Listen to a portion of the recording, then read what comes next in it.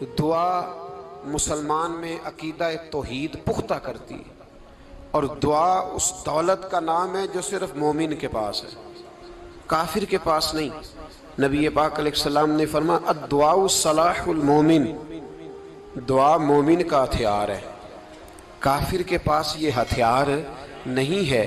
مومن جب اپنے مالک کے حضور دعا مانگتا ہے نا، دنیا میں آپ کسی سے زیادہ مانگیں تو وہ ناراض ہو جاتا ہے، وہ کہتا ہے بھائی تو نے تو کام بنا لیا ہے، کل بھی دیا تھا، پرسوں بھی دیا تھا، روز روز تجھے کون دے؟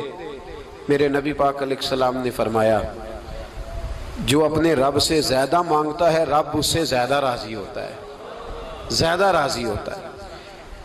اب دعا مخصوص اوقات نہیں دعا کے، فرمایا اذا دعان، جب بھی دعا مانگو گے تمہارا رب تمہاری دعا کو، جب بھی دعا تو دعا کرتے رہنا چاہیے، ہر وقت دعا میں بندہ شامل رہے، اللہ کے ذکر میں شامل۔ یہ جو قرآن مجید نے کہا نا یا ایھا الذین آمنوا اذکروا اللہ ذکرا کثیرا، اے ایمان والو اپنے رب کا ذکر کثرت سے کرو، وسبحوہ بکرۃ واصیلا، اور صبح و شام اسی کی پاکی بیان کرو۔ تو اس سے مراد یہ نہیں ہے کہ تسبیح لے کے سارا دن مسجد میں بیٹھے رہو اور کام کوئی نہ کرو، بلکہ اس کا مطلب یہ ہے کہ روٹی شروع کرو تو اللہ کے نام سے، اختتام کرو تو اللہ کے نام، سو جاؤ تو رب کا نام لے کے، سویرے اٹھو تو اللہ کا نام لے کے، جب تمہیں کوئی چیز اچھی لگے تو ماشاءاللہ کہو، جب کوئی مصیبت آئے تو کہو انا للہ و انا الیہ راجعون۔ تو سارا دن اللہ کا ذکر جاری رہے گا۔ نبی پاک صلی اللہ علیہ وسلم نے مسلمان کو ایک دوسرے سے ملنے کا طریقہ بتایا۔ مصیبت آئے تو کیا کہنا ہے؟ صرف فوت کی پہ نہیں کہنا، اس کی وضاحت کر دو۔ کوئی بھی الذین اذا اصابتہم مصیبہ، جب بھی کوئی مصیبت آئے، اللہ کے بندے کہتے ہیں ہم اللہ کی طرف سے آئے ہیں اور اللہ کی طرف ہی ہم نے لوٹ جانا۔ تو میرے عزیز ہر وقت اللہ کا ذکر جاری رہے گا، ہر وقت زبان پہ رب کریم کا۔ دیکھیں نا نبی پاک علیہ السلام نے ہمیں ملاقات کا طریقہ بتایا۔ ایک صحابی آئے تو انہوں نے آ کے کہا السلام علیکم، نبی پاک علیہ السلام نے فرمایا رب تعالیٰ نے اسے 10 نیکیاں عطا فرمائی ہیں۔ دوسرے آئے تو انہوں نے کہا السلام علیکم ورحمۃ اللہ، تو محبوب فرمانے لگے، امام بہقی نے اس کو لکھا ہے، محبوب فرمانے لگے رب کریم نے اسے 20 نیکیاں عطا فرمائی۔ ایک اور آئے، عرض کیا السلام علیکم ورحمۃ اللہ وبرکاتہ، محبوب فرمانے لگے اللہ نے اسے 30 نیکیاں عطا فرمائی۔ اچھا اس کا مطلب کیا ہے؟ السلام علیکم، تم پر سلامتی ہو، سادہ ترجمہ یہ ہے کہ تم سلامت رہو، تم سلامت رہو، ورحمۃ اللہ وبرکاتہ، تم پر اللہ کی رحمت بھی ہو اور اس کی برکتیں بھی ہو۔ وہ کیا کہتا ہے؟ وہ کہتا ہے وعلیکم السلام، تم پر بھی سلامتی ہو، ورحمۃ اللہ وبرکاتہ، اللہ کی رحمت ہو اور اس کی۔ یہ جو مسنون دعائیں ہیں نا جو حضور نے ہمیں دعائیں سکھائیں ہر موقع پہ، ان کا کمال دیکھیے۔ اب ایک مسلمان نے آتے کہا السلام علیکم، اس کا مطلب کیا ہے؟ تم پر۔ اب وہ جھگڑا کرے گا اسے مارے گا، اس کا مال چھینے گا؟ اس نے تو آتے ہی کہا ہے تم پر سلامتی ہو۔ تو جو سلامتی کی دعا دینے والے ہیں وہ جیب تھوڑی کاٹیں گے، وہ غبن تھوڑی کریں گے، ڈاکہ تھوڑا ڈالیں گے۔ اسلام نے لفظ ہی وہ سکھایا ہے کہ فرمایا جب تم نے ملنا ہے تو تم نے دعائیں کرنی ہیں ایک دوسرے کے لیے۔ اب ہمارے ہاں نئے نئے لفظ آ گئے، ٹیلی فون اٹھایا تو کہا ہیلو، اس کا کیا ترجمہ ہے؟ کون ہے، اس کا کیا ترجمہ ہے؟ جی جناب، اس کا کیا مطلب؟ ہم نے دیکھا بڑے بڑے سمجھدار لوگ السلام علیکم کی بجائے کہتے ہیں کیا حال ہے۔ بھئی کیا عجیب بات ہے، بھئی کیا حال ہے کا کیا مطلب ہوا؟ وہ بعد میں کرنے کی بات ہے۔ اور کچھ تھوڑا سا جو ادیب ہیں، جو بیچارے حروف کے پیچ و تاب میں رہتے ہیں، وہ کہتے ہیں آداب عرض ہے۔ وہ کیا ہوتا ہے جی؟ اسلام نے دعا سکھائی ہے السلام علیکم، یہ کتنی خوبصورت دعا ہے۔ جب آپ گھر کے اندر داخل ہوئے تو آپ نے دعا دی السلام علیکم، یہ دعا دی آپ۔ ایک صحابی حاضر خدمت ہوئے، عرض کی یا رسول اللہ صلی اللہ علیہ وسلم میرے گھر میں غربت رہتی ہے، کیا کروں؟ نبی پاک علیہ السلام نے فرمایا جب بھی گھر جایا کرنا گھر والوں سے سلام لیا کر، گھر والوں سے کیا کہا کر؟ السلام علیکم، جب بھی گھر جائے۔ یعنی گھر آیا، اب گھر والوں نے بتایا کہ ماچس کی ڈبیا تو لے آؤ۔ اب یہ دکان کونے پہ تھی گھر والے پہ، وہاں سے ماچس کی ڈبیا لے کے واپس گیا تو کہنے لگا السلام علیکم. پھر گھر والوں نے کہا ہو بتانا یاد ہی نہیں رہا, چینی بھی ختم ہو گئی ہے. تو یہ پھر گیا چینی لینے, لوٹ کے آیا تو کیا کہا؟ جب اللہ چاہتا ہے تو کہے, جب اللہ کے رسول چاہتے ہیں تو کہے. اس کا ترجمہ یہ ہے کہ تو کہہ, تو سلام لے. اللہ رسول چاہ رہے ہیں کہ تو سلام لے تاکہ تیرے گھر میں سلامتیاں ڈال دی جائیں. تو فرمایا سلام لینی ہے تو نے, اور ساتھ تو نے اس طرح کرنا ہے کہ 3 دفعہ سورۃ اخلاص کو پڑھنا ہے. امام قرطبی نے اس کو لکھا ہے. اس نے کہا حضور غربت بڑی ہے, غربت بڑی ہے تو کہ وظیفہ بتائیں. فرمایا جب بھی گھر جاؤ سلام لو اور 3 دفعہ سورۃ اخلاص پڑھو. وہ صحابی کہتے ہیں میں پکا ہو گیا.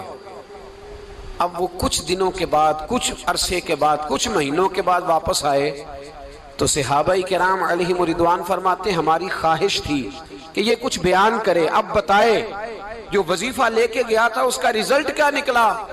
کہتے اس نے بڑی حیرت انگیز بات کی, حیرت انگیز عجیب انداز میں. کچھ لوگوں کا دل ہوتا ہے نا کہ مجھے ملے میرے پڑوسی کو نہ ملے, اور کچھ کا دل ہوتا ہے یار مجھے بھی ملا ہے اور الحمدللہ میرے پڑوسی کو ملا ہے. تو صحابی جب حاضر ہوئے تو صحابہ کہتے ہیں ہمیں تجسس تھا کہ یہ کچھ بتائیں. تو حضور نے فرمایا کیا حال ہے تیرا؟ کہا یا رسول اللہ کمال ہی ہو گئی ہے حضور, میں جب بھی گھر جاتا ہوں سلام لیتا ہوں اور 3 دفعہ سورۃ اخلاص پڑھتا ہوں. میں تو امیر ہو ہی گیا ہوں, میرے تو ہمسائے بھی امیر ہو گئے. کتنا پیارا ہے یہ جملہ, کتنا حسن ہے.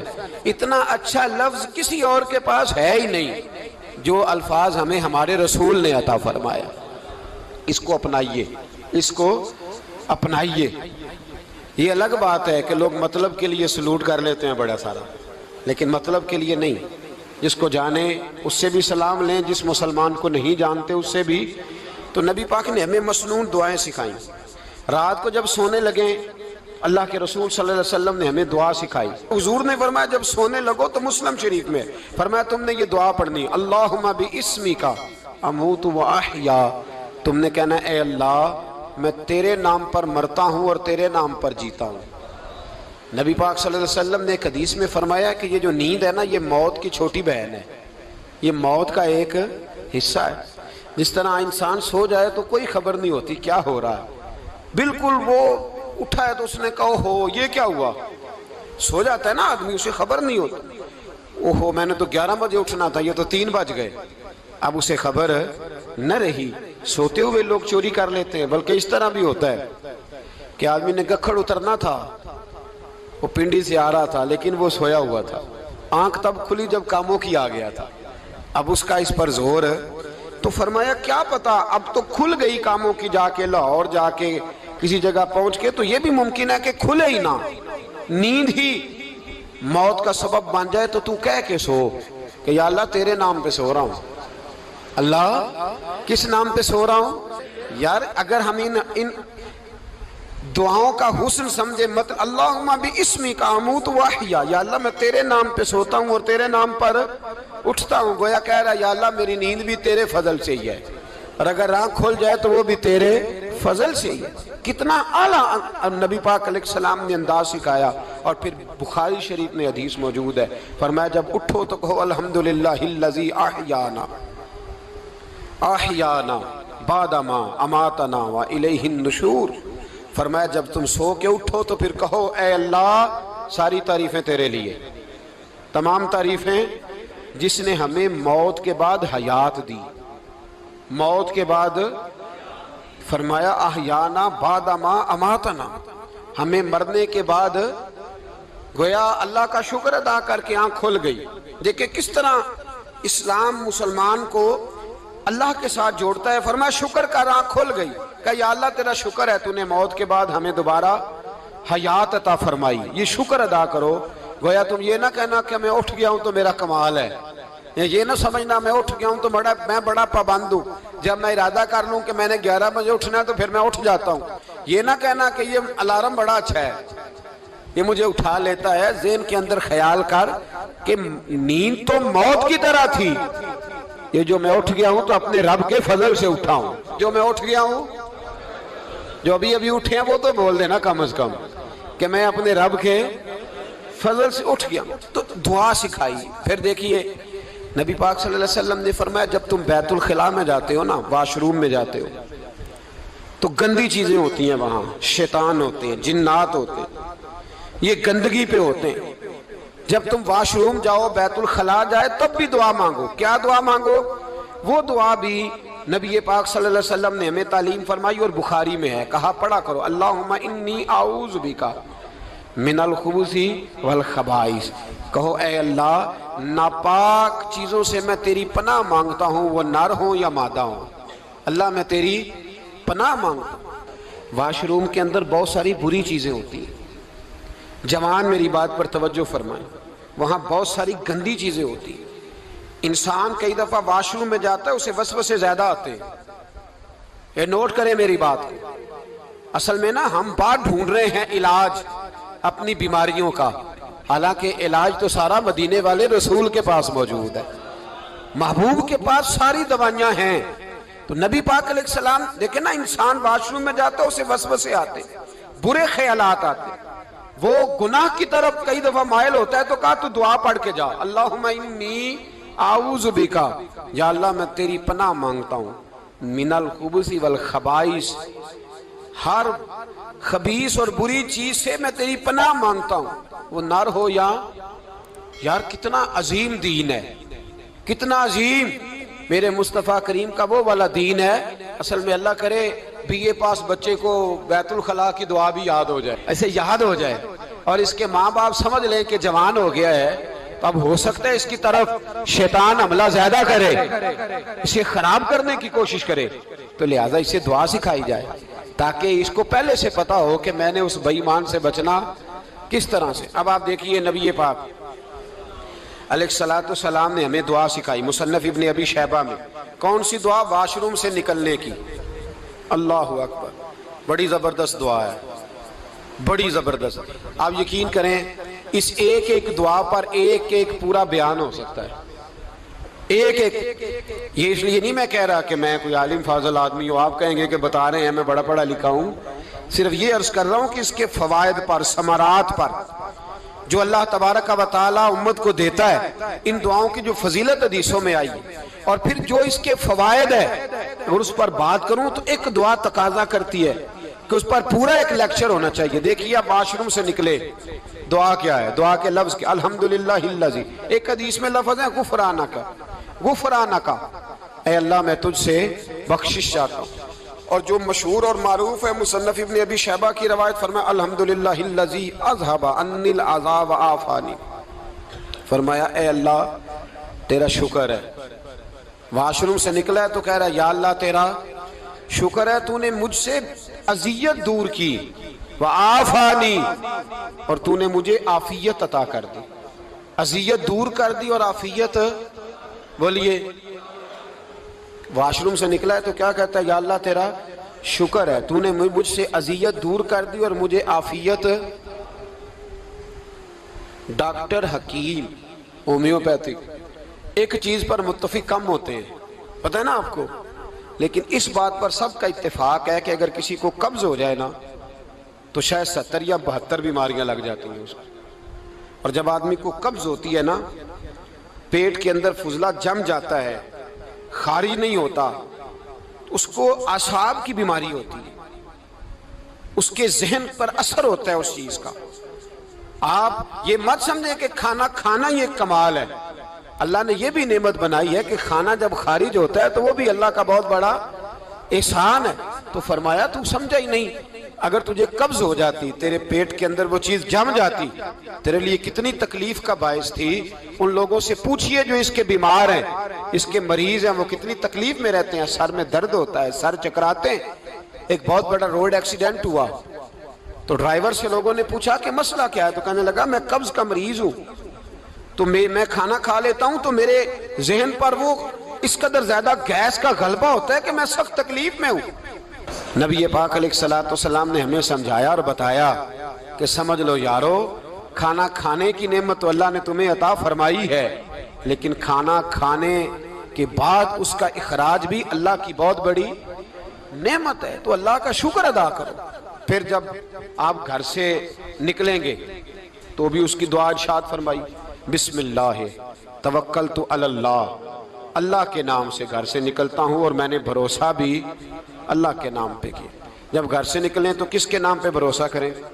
بولیے حضرت رابعہ بصریہ رحمت اللہ علیہا، آپ تشریف لے گئیں حج کرنے، جس دن واپس آئیں اپنا اونٹ کہہ گئیں جاتی دفعہ، کہنے لگی اللہ میں تیرے حوالے کر کے جا رہی ہوں اور بسم اللہ توکلت علی اللہ، بھروسہ بھی تیری ذات پہ ہے۔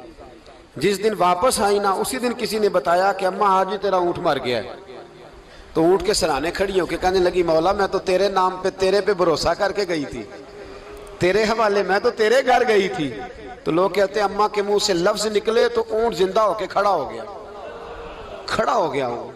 تو اماں کہنے لگی نہیں تمہیں ہی غلطی لگی ہے، مرا ہی نہیں تھا، پہلے سے ہی موجود تھا، گویا اپنی کرامت بھی نہیں ظاہر ہونے دی۔ تو بھائی گھر سے نکلیں تو کس لفظ پر کہ یا اللہ میں تیرے بھروسے پہ نکل رہا ہوں میں، اس کے دو فائدے ہوں گے، ایک تو آپ اللہ کی امان میں جا رہے ہیں، اللہ کی امان میں آ رہے ہیں، اور دوسرا جس گھر کو آپ چھوڑ کے جا رہے ہیں اسے بھی اللہ کی امان میں دے کے جا رہے ہیں۔ تو کتنا لذت والی دعا ہے جو نبی کریم علیہ السلام نے ہمیں سکھائی۔ اب ذرا حدیث سنیں خوش ہو کے، دیکھیں حضور نے دعا سکھائی، فرمایا جب دیکھ لو نا کسی کو ہنستا ہوا، کیا کرتا ہوا؟ ماشاءاللہ آپ تو ہنسنے لگے۔ جب کسی کو ہنستا ہوا دیکھو تو کہا کرو اضحک اللہ سنک، یہ دعا یہ بخاری ہے، فرمایا دعا مانگا کرو جب کسی مومن کو ہنستے ہوئے دیکھو تو دعا مانگو اضحک اللہ سنک، اللہ تجھے ہنستا ہی رکھے، اللہ تجھے، بولیے جل نہ جایا کرو کہ میں پریشان ہوں تو یہ ہنس کیوں رہا ہے، جھلا نہ کرو، بلکہ کیا کہا کرو اللہ تجھے ہنستا رکھے، اللہ تجھے۔ نبی پاک صلی اللہ تعالیٰ علیہ وآلہ وسلم نے فرمایا، ترمذی میں حضرت اسامہ بن زید رضی اللہ تعالیٰ عنہ سے حدیث مروی ہے، حضور نے فرمایا جس نے کسی کے ساتھ احسان کیا اور جس پر احسان کیا، اگر اس نے یہ دعا پڑھ دی نا جزاک اللہ خیرہ، تو فرمایا اس نے اللہ کی بھی پوری حمد کر دی اور محسن کا صحیح شکریہ بھی ادا کر دیا۔ کیا کہنا ہے؟ جزاک اللہ، اللہ تجھے بہترین جزا عطا کرے۔ اس کا ترجمہ کیا ہے؟ اللہ تجھے بہترین، کیونکہ حضور فرماتے ہیں من لم یشکر الناس ولم یشکر اللہ، جس نے بندوں کا شکریہ ادا نہیں کیا اس نے اللہ کا بھی شکریہ ادا نہیں کرنا۔ تو کیا کہنا چاہیے؟ جزاک اللہ خیرہ۔